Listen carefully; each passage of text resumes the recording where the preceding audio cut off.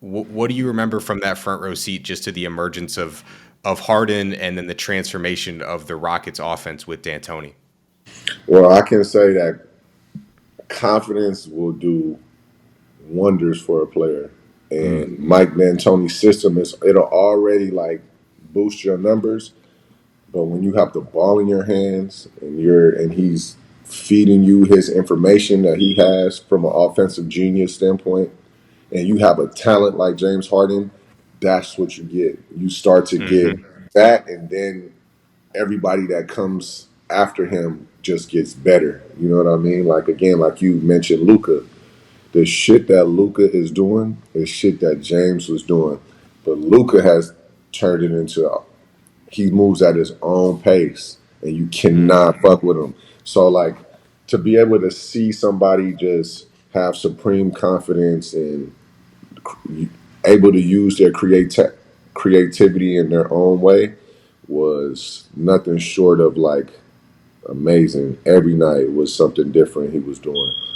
And James is gonna make it fun. You know, just watching him play, he's gonna make it fun. He's a showman as well as a basketball player. So it was a unbelievable time to be a Houston Rocket. I think there's probably maybe 3 games in your 4 years with the Rockets that might define it. Obviously, 2015, you got the Josh Smith explosion against the Clippers, where you guys make the conference finals. 2017, that game 5 against the Spurs, I think is one of the forgotten, like crazy playoff games that we've had in like the last 10 minutes or the last 10 years. Sorry. Danny Green, Mills is making plays, Harden's making plays. How good was that 17 Spurs team? They had Powell and LaMarcus Aldridge, your former teammate Powell. Kawhi's doing his thing, and you still have the old Spurs infrastructure in there. What do you remember from that game 5 in that series in general? Kawhi was fucking a load. Like he's just that's what I remember the most. Kawhi just doing this thing every game. And then I remember the block. And I think game 6 at the house, they beat us, right? Hmm. The only thing I remember after that was we lost on the block. And then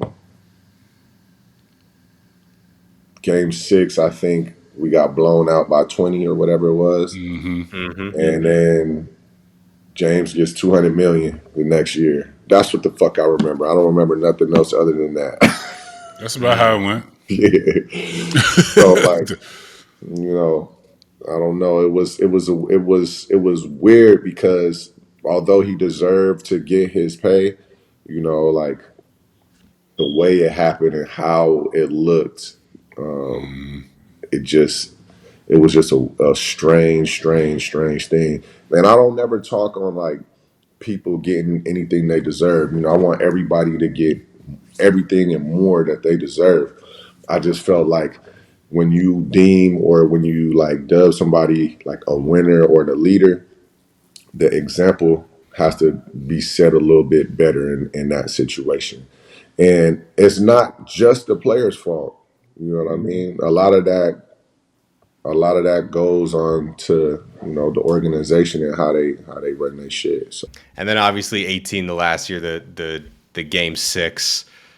Crazy to rewatch that because you guys were up by like 16. And the basketball gods, I don't know what they did to CP, but that hamstring pop, that was your guy from back in the Hornets. He was yeah, he was killing. You guys looked like you were on your way to beating what some people consider one of the best teams of all time. yeah, But that 4 year run in Houston, I think, can be kind of boiled down to, or obviously not all boiled down, but there were specific games where if they flipped, basketball history as we know it could have changed, and maybe H Town gets a title and you get number 2.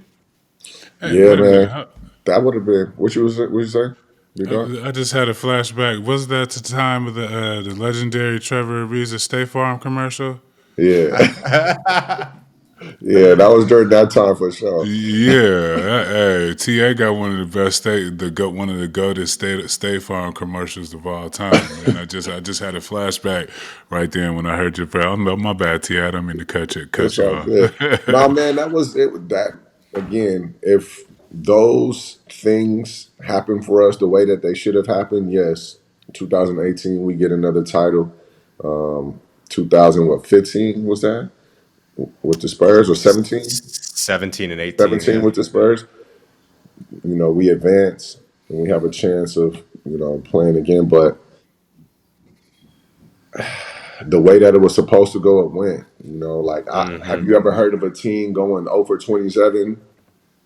Definitely not, No, especially that team with the shooters that you had too. no. And I think we were number one in offense that year. So For for that sure. shit to happen, man, it was. I mean, nobody could have written it any other way. Shit just happened that way, and it's crazy that you bring that up because I told this story like on my little Instagram yesterday. I'm leaving a graduation party, right? And people are drunk, people are having a time. So some friends are getting into it with each other. They doing like some chest bumping and shit. And they end up fighting, right? So in the middle of these guys fighting, he sees me. He makes eye contact with me. He stops his fight. He's like, hold up, hold on. He's telling this boy, hold up, bro. Let me talk to Trevor Ariza right quick. He says, what happened in 2018? Why did y'all lose? Why James Harden ain't got no championship? I'm like, bro, in the middle of you getting your ass whooped, you worried about why we lost there? You should be focused on not getting your ass whooped right now.